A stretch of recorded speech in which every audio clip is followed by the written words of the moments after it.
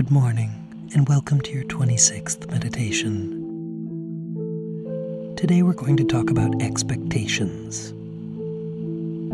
One of the mixed blessings of being human is our ability to think abstractly. We can go beyond what is concretely before us to a world of imagination, of the theoretical and the hypothetical. This skill serves us remarkably well in countless respects. It allows us to conceptualize potential risks and so steer clear of harm's way. It allows us to make plans and to conceive of elaborate projects that can be realized based on those plans. And it allows us to hold on to past experience, analyze it, and build upon it so that we're always growing. And of course, abstract thinking allows us to moralize, to say this is right and that's wrong, and to imagine how we think the world should be.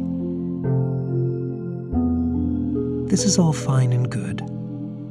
Constructing one's own moral compass is an important part of being human. The trouble arises when we expect the world to be as we feel it should be. This is a recipe for disappointment, frustration, and even bitterness. And as well-intentioned as those expectations may be, more often than not, they don't actually help anyone. On the contrary, they can easily lead to resentment on the part of others who feel as though you're imposing standards on them that don't or shouldn't apply to them. It's important to remember that there is no one moral conception of how the world should be. So, whatever the moral tenets are that we've arrived at through our own life experience, we have to be careful about applying them to others who have cultivated a different moral system that's been informed by their unique experience. But how do we curb something as natural as having expectations? It may help here, rather than focusing your energy on not expecting, to focus on trying to be more present.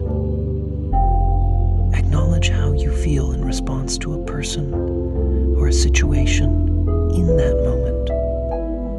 Pay attention to and focus on what is happening instead of what you think should or shouldn't be happening.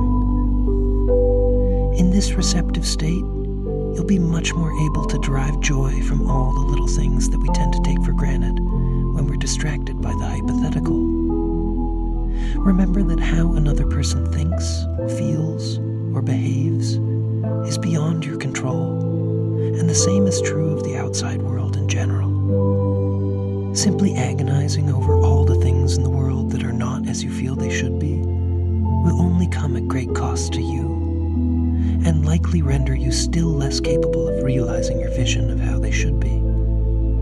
Rather, if you concentrate on what you can control, working toward your goals, being receptive to the world, honing your values, and responding to people and situations according to those values, you will make an example of yourself, influence those around you, and have the positive impact that before you were only wishing to see in the world.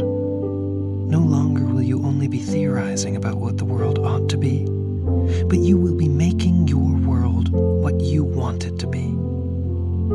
So try it out. The result will likely be better than you ever could have expected. Keep it up. You're doing great.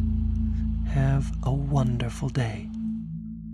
This podcast was brought to you by Odium.